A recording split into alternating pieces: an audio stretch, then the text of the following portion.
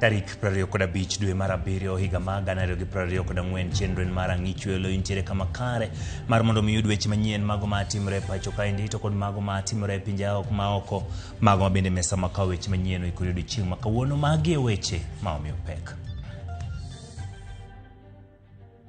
Going to join government in their individual capacities, and in none of those resolutions was there a resolution to join the Ruto government. Duond bura mar ODM pod wacho ni ok gitudore kod welo mag Mbadi, Oparanya, Joho kod Wandai e tend migepe e piny owacho mar Kenya Kwanza. Ruto kao nyuok mane thinge cha to bolo ne jo ODM. To jo ODM gi jotendgi kochakre gi deputy party leader gi chairman gi minority leader okao nyuogno kadhi ga dala kapani mano rwat minyalo pidhi. En siasa migo kae. Ibed ni lemo ma owal e jodito mag ODM nyalo bedo tol matwegi e wang' oganda kendo ketogi e tago maliet koso. Puodho ne omak kes ne obila 11 ma itudo kod nek mag Baby Pendo e odgi ma Kisumu higa mar 2017 e kinde tulo ma tok yiero.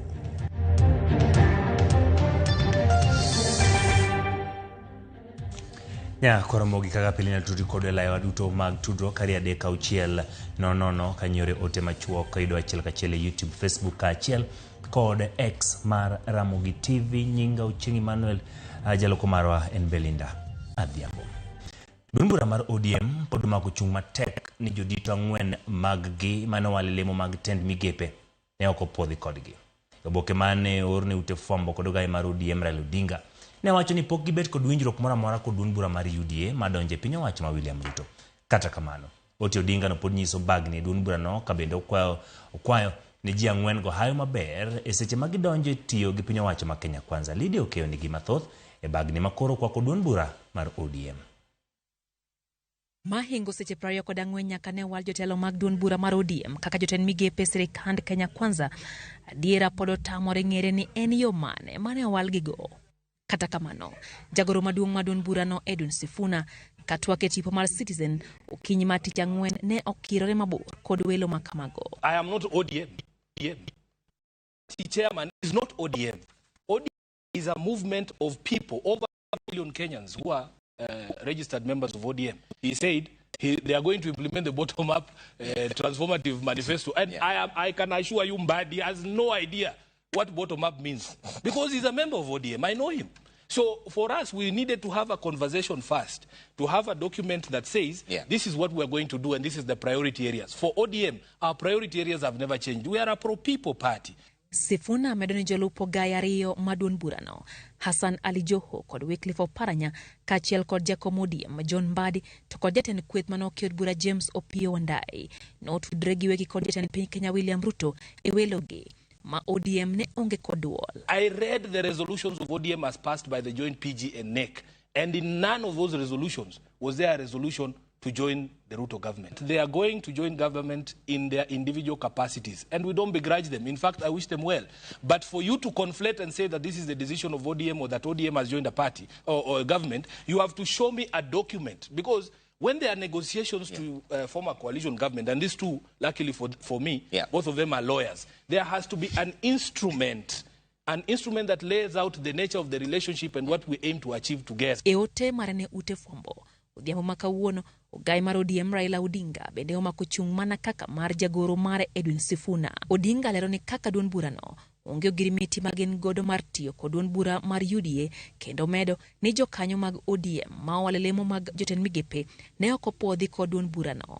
Odinga kata kamano dhi nyime mar kwayo ne jogo ma owal hayo maber e lemo ma omegi gino makelo bagni e chung' mar Odinga e welo makamano. Welo makamano bende jo od bura mag ODM moko kwedo kagiwacho ni buche duto magisebedo godo ne onge winjruok madonjo e sirikal mar Kenya Kwanza.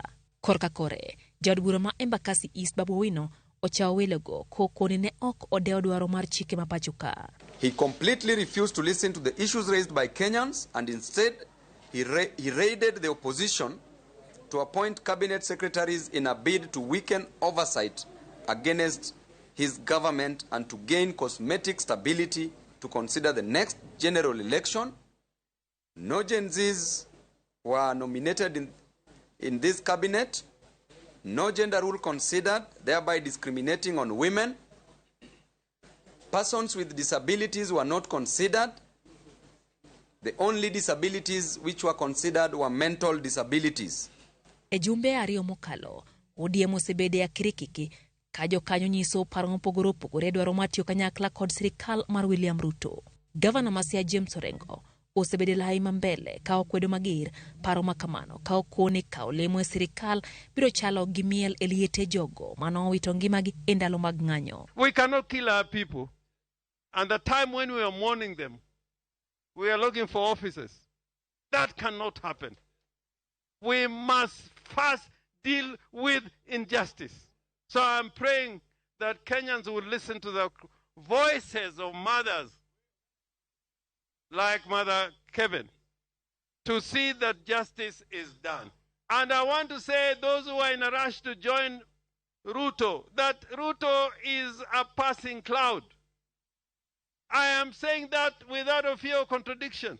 Komachielo, Senator Masia Oburu Oginga to ne onyisa yanga ni nitiere ber maduon bura no otiyo machiegni kod jatend piny Kenya William Ruto e kinde mar rawere osebedo ka ng'anyo kendo okelo liet mar siasa e pacho ka. We as ODM, we have our policies, and ODM has decided to go for talks to negotiate in a wider so that the next government being formed after this cabinet has been dissolved is a government of national unity. And we want to find inclusion because largely the rest of Kenyans, apart from the two communities, have been excluded. So there must be a way of inclusion. And even if people want positions in government, me, I don't want any position. Eotegi magmor kod ilewelo magge etend migepe jod bura ma ogwel John Mbadi, jod bura ma ogunja Opiyo Wandayi to kod gavana machon wa Mombasa Hassan Ali Joho duto ne ogoero kamano ne ogai mar ODM Raila Amolo Odinga kuom gino machalo choro nyingegi e welo makamano. Lydia Okeyo, Ramogi TV, Nairobi. Jodito mag Azimio la Umoja koro tuoni jatend piny owacho William Ruto wuok oko matie kumbi mag duond buche mag siasa e pacho ka. Jatendo Wiper Stephen Kalonzo Musyoka gilange mayando ramoni kata nade tok gidonje sirkal se Ruto kumana gwacho ni orwako moko kuom jotend ODM e piny owacho mar kaka jafamo marwa Eric Owenga lero. Jotelo go nyiero tend ODM makoro ikore mar tiyo gi piny owacho ma Kenya Kwanza.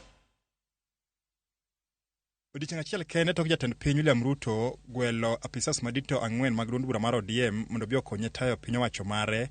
Kalonzo Musyoka notelo ne jotelo mamoko mag Azimio e siemo wang' Ruto kuom kawo okang' makamano. Bang' bedo koromo margi tich ang'wen ni, romo bende Azimio koro ng'iyo go kaka gibiro chiedho tok yudo buok e wi lokruok mar siasa ma Thurka.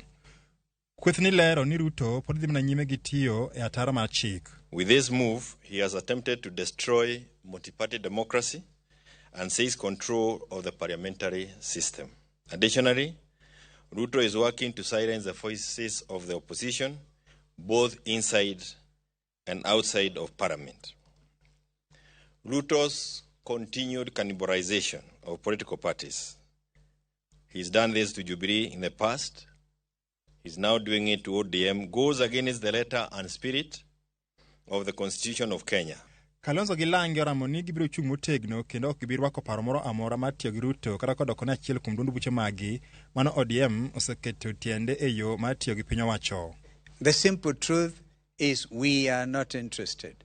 And if you want to put it in the first person singular, I am not interested. We reiterate that we will neither support nor take part in the proposed broad-based government of national unity. We believe that it is the greatest betrayal of Kenyans, and especially Gen Zs and the millennials. And Azimio will in any case not accept any positions from this administration. Because Azimio has already taken a position, and our position is with the people of Kenya, it's with the Gen Zs and the millennials who have paid the ultimate price, not positions.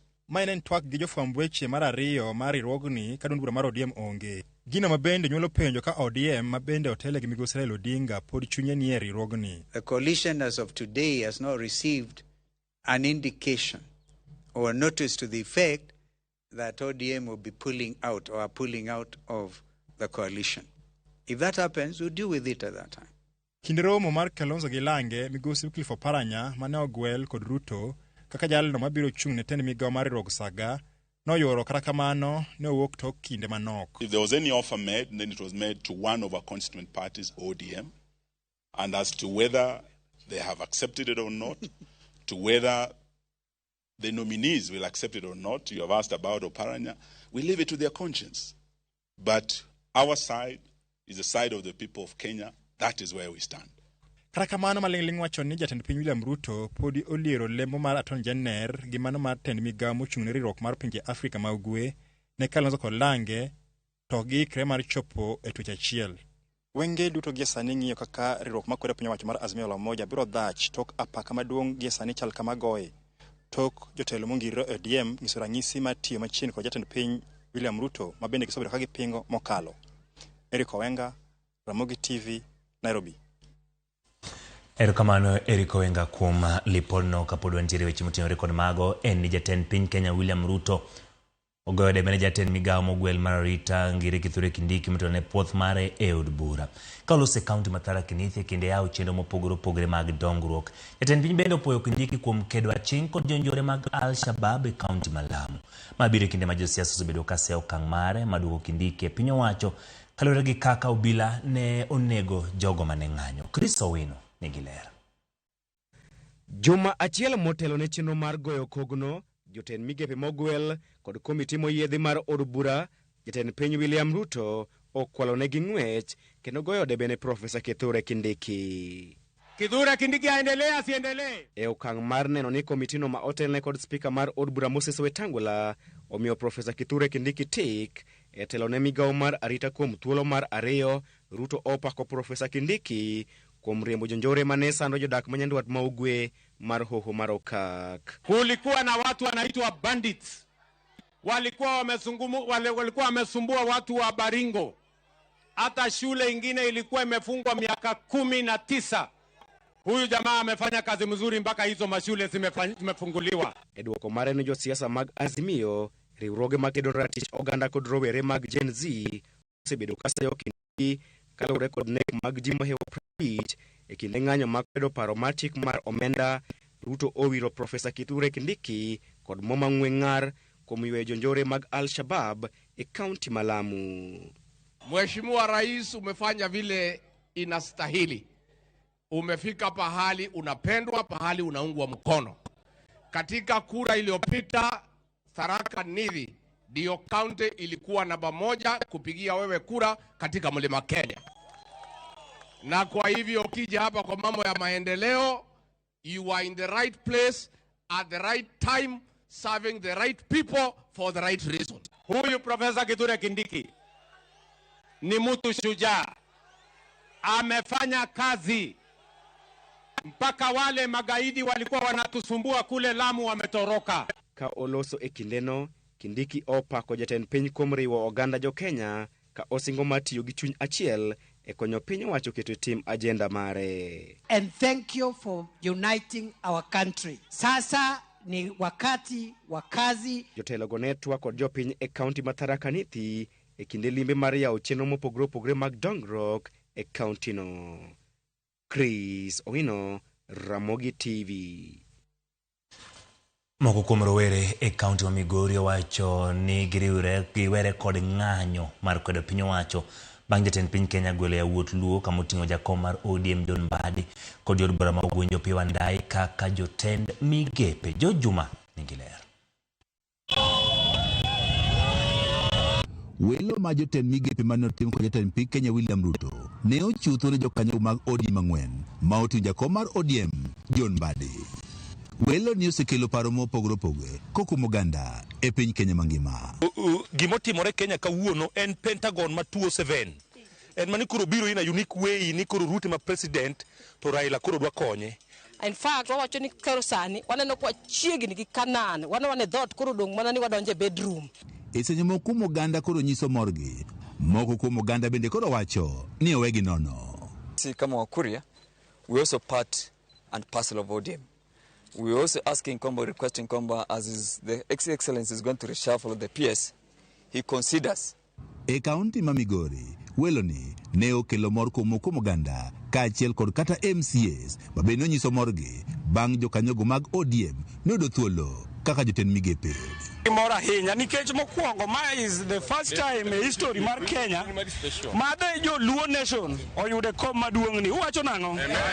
Koro kuom wachno wan e tok John Mbadi Ng'ongo. Raila, Baba plus Ruto plus John CPA Mbadi is equal to pure accountability e docket no. Wakawo thuolo mar congratulate Mbadi, ang'eyo ni en gi lony mamalo e yore mag omenda, kendo koro sani Kenya pesa yore mag omenda, gige mag omenda go dhi timore yo makare kaka jopiny dwaro. Kuna Hassan Joho kutoka Coast, kuna pia Oparanya na Wandai.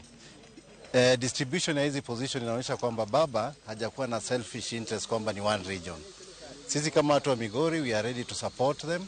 Moko kuom rawere kaunti ma Migori wacho ni sani koro gidhi e ng'anyo nyaka chi jatend gi Raila Amolo Odinga koro kongi ne gidoge ndara. Sama wagike ni ng'anyo pod waparo wachno, ok wadhi mbele gi ng'anyo nikech koro wan wadhi pos ng'anyo nyaka chieng' chairman marwa kaachiel gi party leader nyiswa way forward. Sisi power. Sisi kama jenzi wa Migori tutakuwa na maandamano until Baba atuelekeze penye tunaelekea. Kwa sasa hivi hatutakuwa na maandamano tena. Kulonjo jo Luo kwau. Nyoro nyantiere West Kanyam kago nya wuo kodu gik manya wachu ka uno timore. Akwa jo Luo ni wuogure barabara. Wasagore ne Kenya.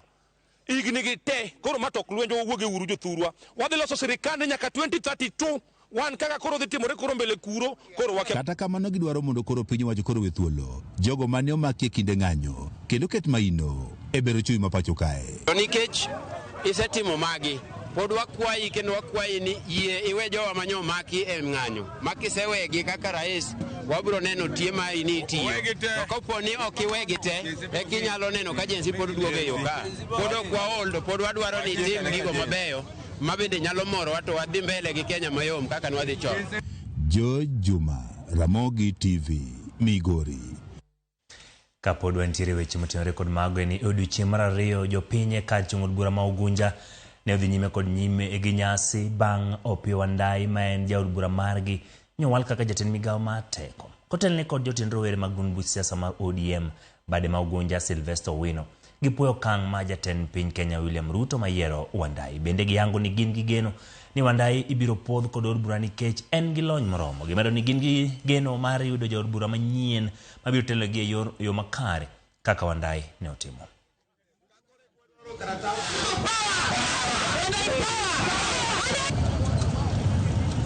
Wan gi geno kuome kaka jo Ugunja no kaka nyo tiyo tich maber Ugunja pod odhi tiyo tich maber ni jo Kenya te. Kata mana kopo ni wadhi nwang'o MP moro mabro biri lo Opiyo Wandayi to bed machalo go Opiyo Wandayi nikech Opiyo nyacha waluongo nuon mogo Opiyo manyacha pidho wan badi wang'eyo ni dhi tiyo maber kabisa nikech makwongo kwano onge ng'ama lo badi e Kenya ka dononge koro an gima wacho ni jo Kenya wabedo gi kwe. Anakwayo mana Opiyo Wandayi kiki dhi kanyo kendo bende olu piny dhi kanyo kidhi tich ni jo Kenya te kiki tin jo Ugunja kende Mbadi nyochi winja kicho chiwuoyo e parliament wakwayi ni Mbadi koro sani koro gini ni lweti ni wono kebe rangie matut kaka wanyalo yudo pesa i banks kaka inyalo holwa pesa Wandayi bende wakwayi ni stima kik wakos Ugunja pi bende medre ne Oparanya nyomi waziri Oparanya banks bwana oduoknwa rates mag holo piny nyocho woga dho kuno oko sani uni gini kadhi nyime jotelo mamine ma wuok e dhot ma Masai wuok oko ma siro Soipan Tuya manyowal ne bedo jatend migawo mar jolweny. Jotelogo yango ni Soipan osebed kirocho ratijego kale bayo ne ayenje e mbui kendo gikwayo piny owacho mondo non jogo mosebedo katimo timbe makamagi. Ne otinde gi jotelo mamine mawuok e gwenge mamoko kama jaod bura ma Suba North Millie Odhiambo bende okwedo jogo magi wacho ni osebedo ka luyo weche moko dhi kare ne Soipan Tuya. And then, Alafu, can you mention this group is Olama? You also give your remark. Yes. Okay.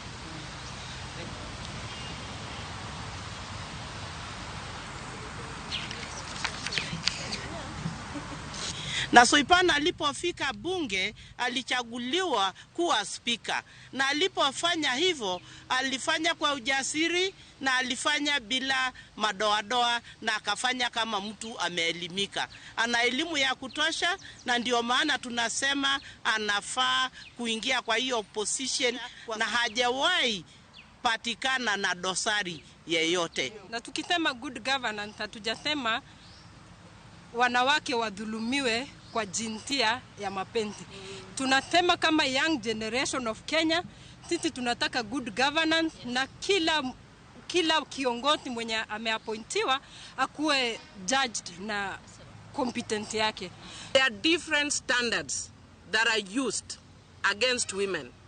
And I know many people will be wondering, like you can see here, I am not in the KK government, even though there are rumors that we may be having some sort of broad-based government. That is not the reason I am here. I am here because when you go to my own party, the same standard being used for Soipan Tuya is being used against me. Gwelo ma jotend ODM ebu jotend migepe medo nyuolo paro mopogre kama kuom josiasa kod jolony koni samoro ODM nyalo tumo pigo dheru kendo ginyalo biro bedo gi pek poni jatend piny Kenya William Ruto odhi nyime kod tao piny e yo ma jopiny nigo gito.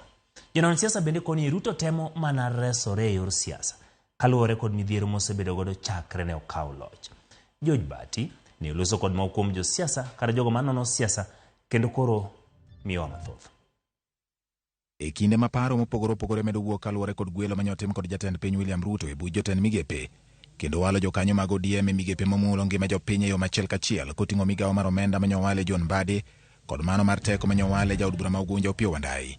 Jolony, josiasa kod jonon siasa koni ma nyalo keto ODM kod tende kama tek kendo ODM nyalo po ka otuomo pi godheru. Aneno ka mudho ne mbele maduong' kabisa. Ifagi ma Ruto timo. Ruto kao nyuok mane thing'echa to bolo ne jo ODM. To jo ODM gi jotendgi kochakre gi deputy party leader gi chairman gi minority leader okao nyuogno kadhi ga dala ka pani mano rwath minyalo pidhi. Oken samane ji dhi ng'anyo, samane ji dhi e pap, ji nok dhi e pap kane ng'anyo ni jaluo kata jo ODM ok nie serikal.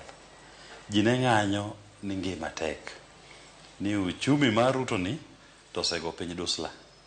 Koro ji ne ng'anyo dwaro bendo yud lokruok. Shida ma jo Kenya nigo duto to gin shida ma sani okete wi Mbadi, kendo higa mabiro pod wadhi ng'anyo to Mbadi ne mobo ng'anyo ne ni mondo dog dala nikech budget ma higa mabiro pod bedo na gi taxes unless ni Ruto yie ni mondo o change kaka otelo ni piny. To ka ina Ruto machon chande to okero jaluo wakanyo mano sum jaluo ne emo wacho ni jini dongna keto nung'ato. Okil Willis Otieno koni ma nyiso ni ODM chal ka gima wigi owil kod gima ne omiyo oganda ng'anyo ka jaod bura ma Embakasi East Babu Owino to koni onagi ok owinjo bedo mamor gi welono ma oket kaka otegu ne oganda luo. Koro sani ji ok bi ywak ni Ruto kende, ji biro ywak ni Ruto gi jo ODM koro medo no osuru. To Wandayi ma koro mi kar energy ma minority leader mar ODM ero yudo kom maduong'. Dwe manyien tarik 14 idhi landi bech mafuta komedre. Koro sama ne jopiny dhi ywak ni Ruto ang'o mimedo bech mafuta, ji bo wacho ni ang'o miyo Ruto in gi Wandayi umedonwa bech mafuta. Gima nomiwa no ok ber nikech en mtego. Finance kache matimo collection mar pesa. Last financial year ok nwa collect 270 billion. Sani pod wadhi fall short of it. Sasa magir finance bill ni kabiro. Seche ma finance bill mano biro mano thekoni. Kendo dhi duogo. Ng'ama dhi go en ng'a? Mbadi. Kose go Mbadi koro wacho ni onagi un manu wamiyo ugini. Un manu gowa piny. Koro sirikand Ruto ni en sirikal mosegore piny moko nego bed ni wa support. Willis koni poni sirikand Ruto kotimo gima moro jopiny. To kuong mar jopiny kachiel kod piwang jopiny biro dhi nyaka ne jokanyo mag ODM. Ka ODM koro chopo kuma dhi support gik makelo rem or lit ne japiny, ODM dhi bet gi tich matek mbele koni. Tich matek nikech jopiny bro wacho ni ODM ma en chama mane gigenoga sani koro biro gi policies odie sirikal makelo negi lit kendo kelo negi rem. Koro ODM dhi bedo gi baggage mang'eny. Osigo moro maduong' dhi osekete tok ODM madhi ture. To mano kok girango to giwode yudo ka mbele kucho weche dhi bet negi matek. Ngire Alfred Omenya koni gwelo mar jo ODM e buch jotend migepe samoro ok dhi nyago lemo. Kaluwore ni ji mamoko mani kod duol e weche mag omenda pod gin mana mago mane jatend piny William Ruto ochako go piny owacho mare. En siasa migo kae. To bende weche mang'eny mane jopiny dwani mondo telo ni olos ng'eny gi ne gin weche mag omenda kendo weche mane ni finance. Koro mane mokawo omiyo jo ODM. To penjo mwapenjre en ni weche mag omenda kuonde duto ma iwacho weche mag omenda bende jaluo nigi control. Kata kiwacho ni budget, ng'at mane mochung' ni budget e parliament en ng'at Ruto. E kinde no Willis Otieno koni kar mondo ganda luo bed mamor gi lemo go. Owinjo gi penjre to en ang'o ma migepe go biro kelo negi. Ber mane madhi biro ne joluo? Mane gima nyaka wapenjre. Wadhi lemo ne yawuotwa go mondo okony.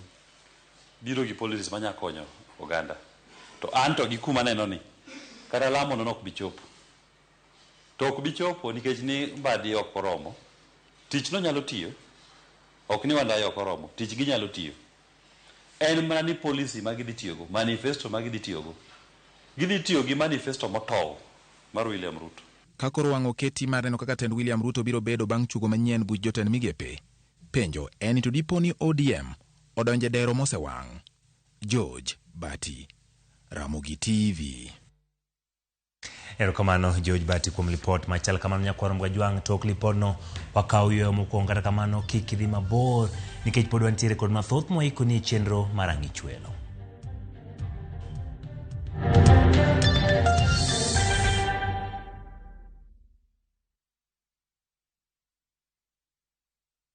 If you're flashing I am here and I am not calling back, it is because I am a runner and I ran out of airtime. New on View Sasa, Jalis Lekong. Due to public command, I come to real life now. A marathoner who can run through your ribs with his humorous lines. Even when I met my wife for the first time, I ran out of words, I ran out of breath, then I ran crazy for her. Now I am jumping to conclusions. Enjoy these hilarious and entertaining stories of Jalis Lekong. Exclusively on View Sasa. Thank you very much. Karibu tena, asante sana.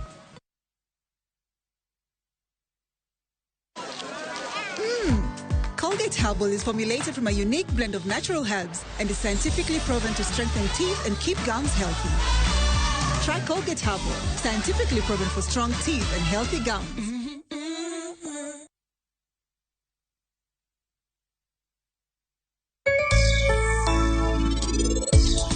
The good relationship mane wan go gi suppliers mano miyo wayudo teko mar yawo branch machielo. Nitie tuition machako 20,000 kadok piny nyaka 16,000. Kolo luwore ne design mane. Gima dwarore mondo ichak tich mar boda boda. Mokwongo kisebet gi stage mari, register number mar county. To tich nyalo chakara chaka tich kopono maki town tirango tichulo county in gi stage mari makoto kitu majali kamoro kata gimoro hinyi tiwacho ni wago chairman mondo yudi yo mayot.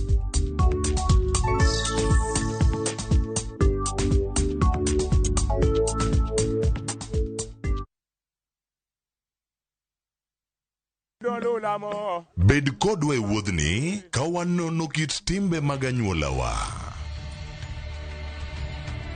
Oyundi no ne ni en winyo mayot. Sama no dhi chiemo, ng'ama ok ohero tich matek. Koro nyaka oringi kodhi chiemo. Ema nomiyo chake kamano. Gin kido mamiyo wabedo kaka joluo, sigendni mopogore opogore mag dhoudi mag luo. Chiro ma kiti pando chira. Gini dwa chako ndeti mos. Okelo nya Honda. Dil majony. Luweche mag luo mopogore opogore. Moro ka moro kuomgi nigi ranyisi mopogore opogore. Wuon magolo ng'ani ka wuon gi watere wadhi gone dala. Koro telo gi le 111 Luw chenro ni ngeso ka ngeso saa 1:45 otieno e Ramogi TV.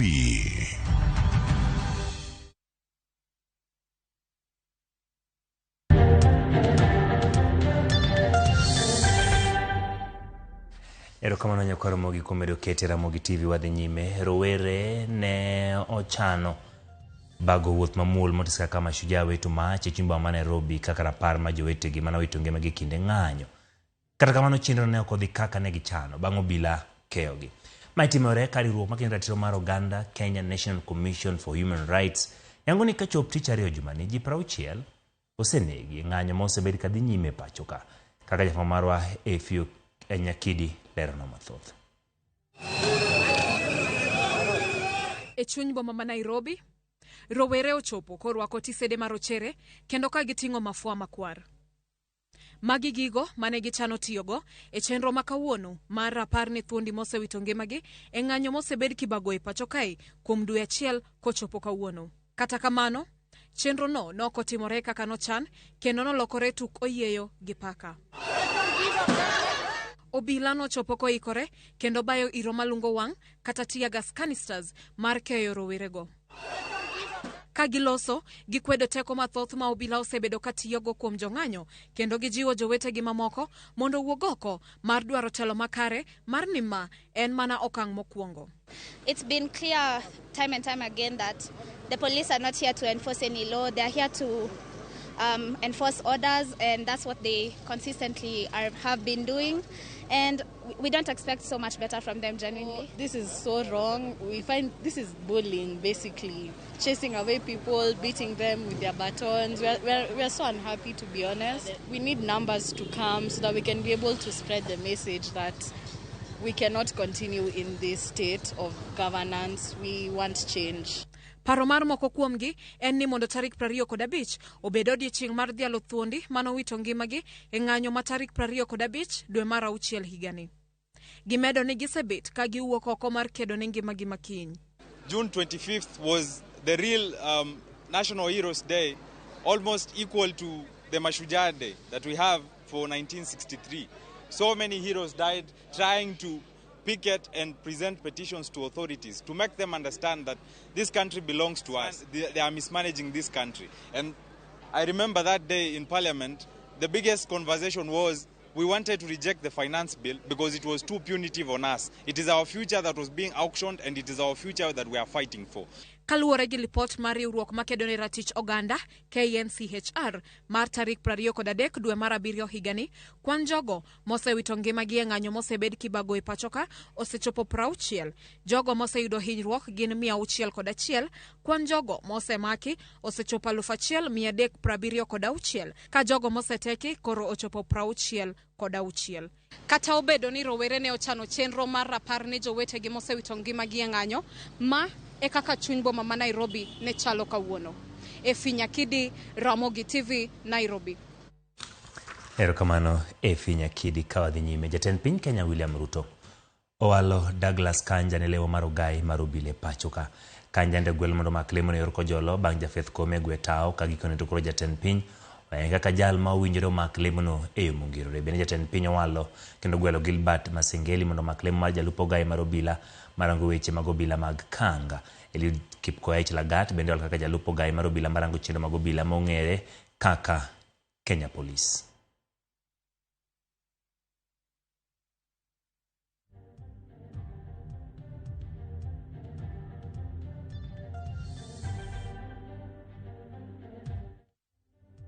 Kawuok e weche mag telo mag obila wadhi nyaka Homa Bay kama keto winjruok oko mar doyo kind jonyuol mag Kennedy Onyango, nyathi ma jahigni 12 manochiel gi magina e kinde ng'anyo mar kwedo paro mar chik mar omenda Rongai otore kendo.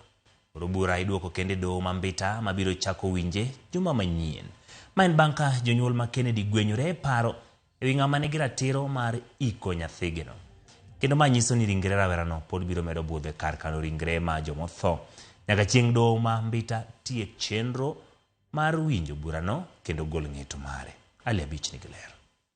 Kata odoko ni doho mambeta kokalo kuom jang'ad buche Nicodemus Moseti ne ogolo chik ne familia mar Kennedy Onyango rawera mane onegi e kinde ng'anyo mar kwedo paro mar chik omenda mondo mi ne odhi otim winjruok kendgi oko mar doho e wi ng'ano madhi ko nyathige no. I am aware that this is a family matter.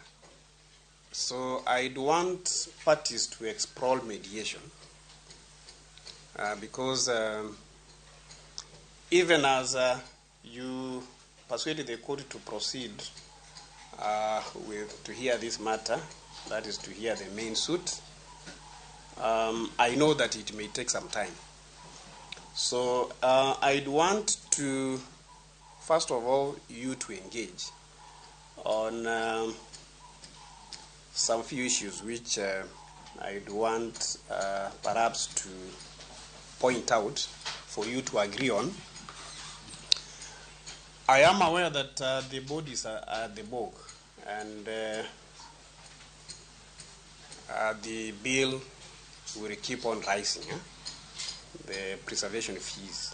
I'd want to have this file taken to Homa Bay for purposes of mediation. So I'd implore councils to agree on those issues so that we can have a consent. I do not want to decide at this particular time. I think if I give you like 45 minutes, you can engage and then come back to me.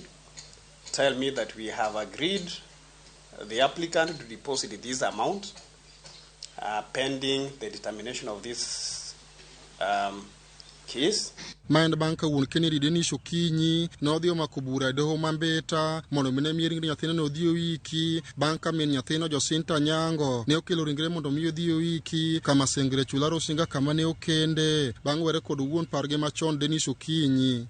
Keto winjruok e kind jonyuol nyathino ne ochiki ni ne idhi time doho ma Homa Bay kendo ne idhi telie gi jathek madoho ema ne dhi chiwo ka okinde mag-gi bende doho ne ochiko mondo dhi otele chenro makamano maka keto winjruok ne otamore to wachno ne idhi duoke e doho mambeta. I'll give you a date, I'll give an order for you to appear before the Deputy Registrar in charge of mediation at Homa Bay within the shortest time possible so that we can have this matter come to a close. So that if mediation fails, then you shall come back to court.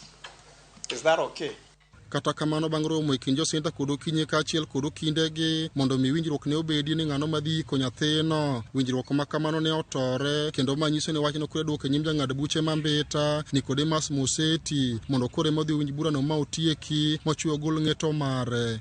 File mar burano kendo kure duoke doho mambeta bang' keto winjruok oko mar doho e wi ng'ano manigi ratiro mar iko Kennedy tore e kind jonyuol mage. Magi timore ka ringre Kennedy to pod biro medo dhi nyime gibedo kar kano ringre jomotho mar Osud Rongo bang' ka doho mambeta ne ogolo chik mondo mi ringre no endo ogol e kar kano ringre jomotho ma Suba Manisindo ka itero Osud Rongo. Ali Abich, Ramogi TV, Homa Bay.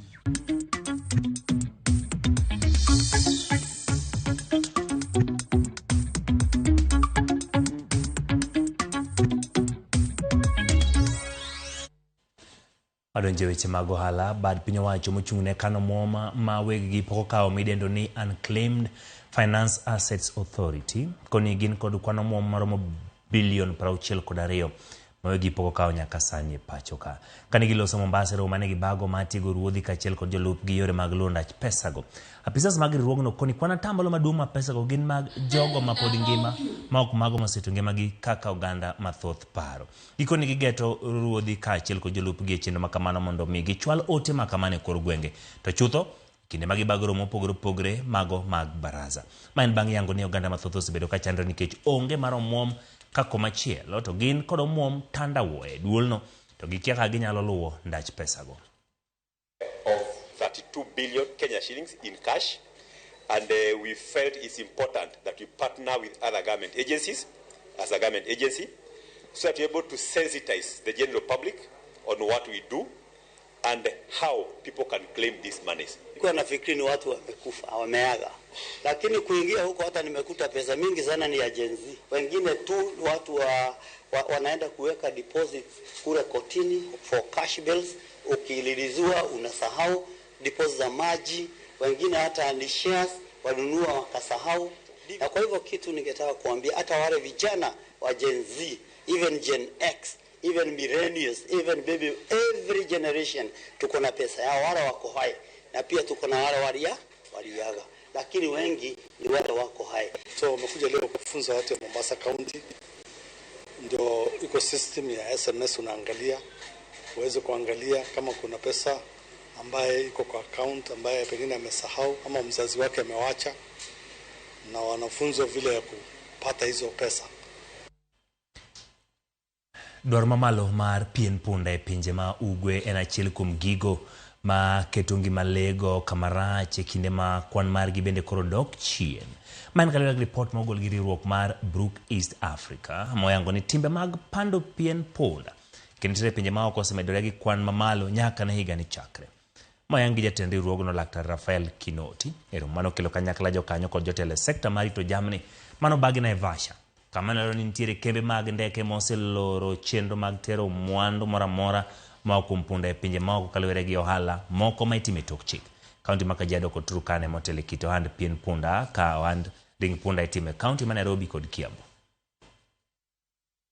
In transportation of donkey skins or donkey skin product, nobody in the world keeps donkeys for slaughter. Everybody keeps them for work. And also you need to take note that a lot of research from around the world have said the people who smuggle donkey skins also smuggle wildlife. Allowing animals to move that actually are disguised as official documents but have been issued by quacks. And that is why this is where the Kenya Veterinary Board now comes in, because it will be very prudent that the documents of government are kept in safe custody. Because animals slaughtered in Kedong are taken to Nairobi, are taken to Nakuru. And the safety of the foods of animal origin is paramount because it's really consumed. I think you heard about Nairobi being one of the main markets.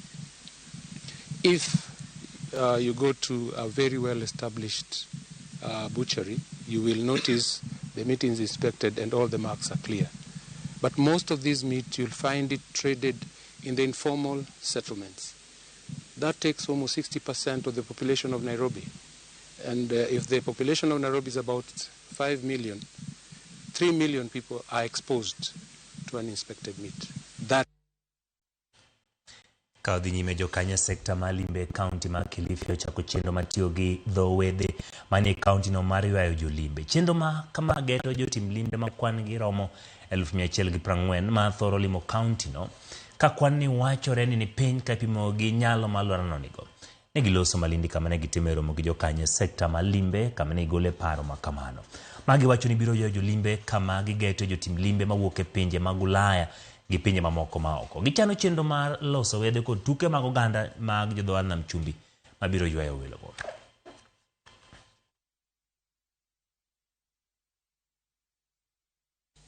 Tunataka kuwahusisha katika attraction mpya. Najua tumezoea sana tukikuja tunajitandaza chini ya mnazi kwenye mabeach, lakini tunataka pia mkija next time kando na mnazi, kando na chikua chini ya mnazi, tunasherehekea muziki mzuri, high quality music, tunajibamba, immerse ourselves in the culture that is here, enjoy, interact, get a bit more about what this beautiful county of ours has to offer.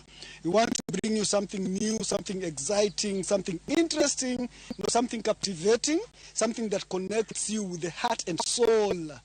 This festival will bring people together, join hands, and we're inviting people to have a unique experience in every region in Kilifi County. We want to create momentum.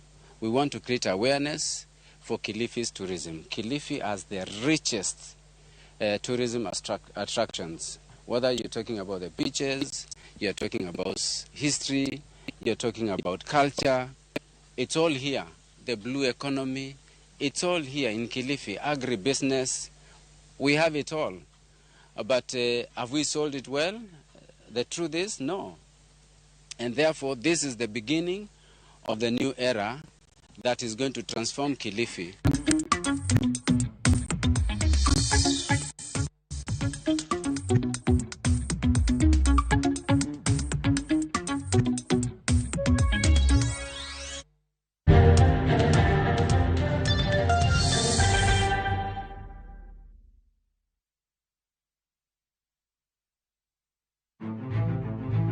Ikri ne wuoth mar dhialo teko kod lony mar joma mine e Kenya mangima.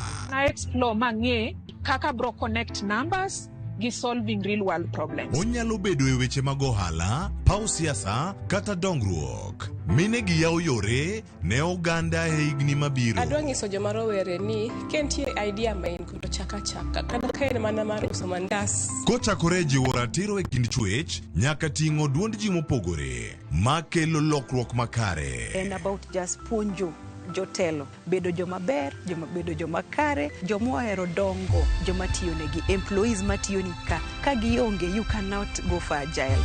Mine wacho, ngeso ka ngeso kod jailieta.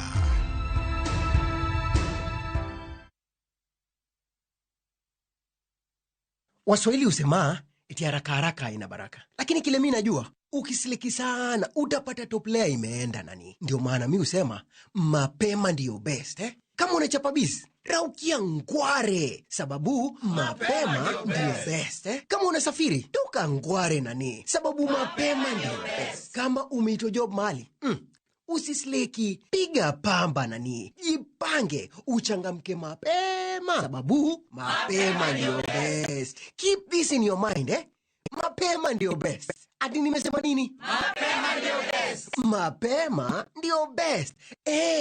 Mapema ndio best. Dial *811*338# to get mapema ndio best.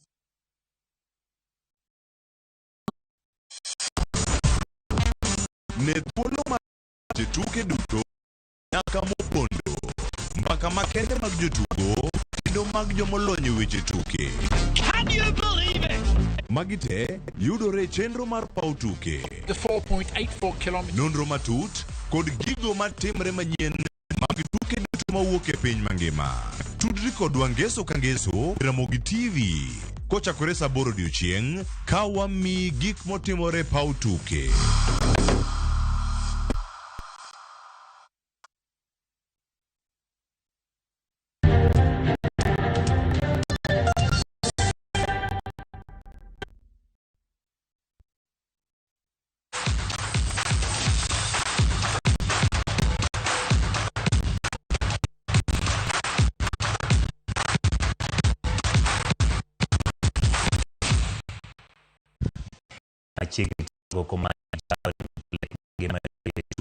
Olympics bang' jotugi mogik e kindgi kod Samoa 26-0. Shujaa wito tuegi duto e grup margi moting'o Argentina, Australia kod Shujaa. Try for Paul Scanlon. Small overlap down the left-hand side.